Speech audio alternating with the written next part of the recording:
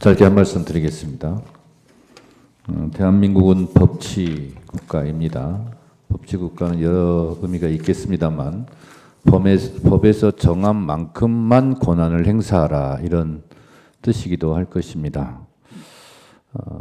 헌법 제77조는 전시, 사변, 그에 준하는 국가 비상사태일 때에만 비상계엄을 선포하라고 했지 예산 문제를 가지고 비상계엄을 선포하라 하고는 규정하고 있지 않습니다.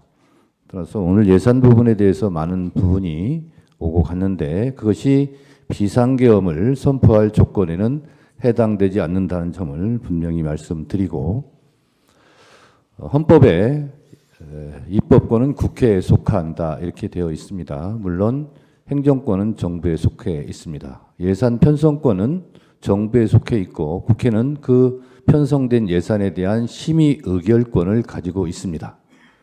정부 입장에서 국회에서 심의 의결하는 예산이 마음에 안 들 수 있습니다.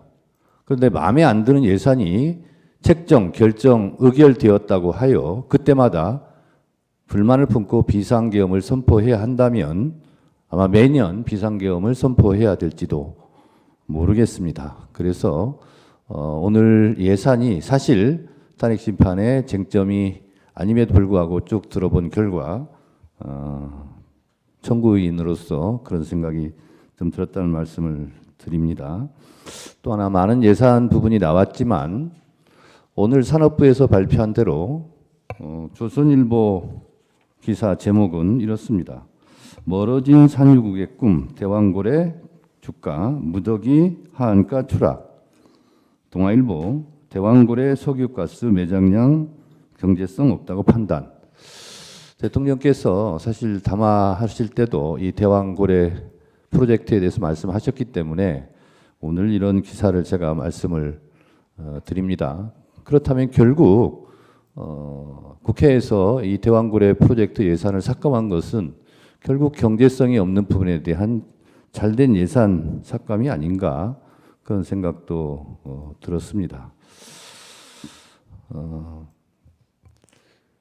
또한 특활비 얘기만 특별히 한 말씀 더 드리면 제가 속해 있는 국회 법사위에서 했습니다만 저희가 수없이 증빙 자료를 제출하면 증빙된 만큼 예산을 책정해 주겠다고 수없이 말했습니다만 국회에서 심사를 해봤을 때 특수활동비는 특수하게 쓰여지는 활동비일 텐데 예를 들면 왜 명절 전날 특수활동비가 이렇게 많이 쓰여지는가?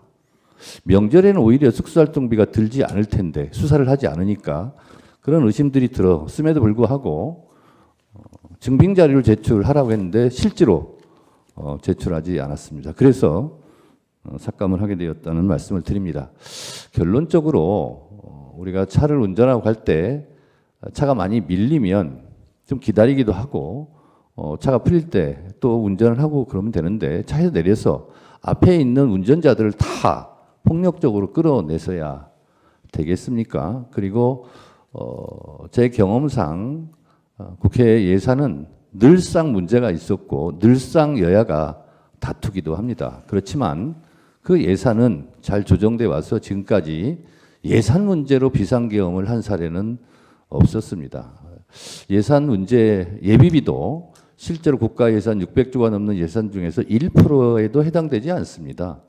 1%도 해당되지 않는 예비비나 이런 각종 정부에서 책정하고자 했던 예산이 실제로 실현되지 않았다 해서 비상계엄을 선포하는 것은 너무 심한 일이 아닐까 그런 생각이 좀 듭니다. 차라리 비상계엄을 그렇게 선포할 거라면 우리는 이런 예산 삭감으로 나라 살림을 운영할 능력이 없다라고 솔직하게 말하는 것이 오히려 국민에 대한 예의와 도리가 아닌가 그런 생각이 들었습니다.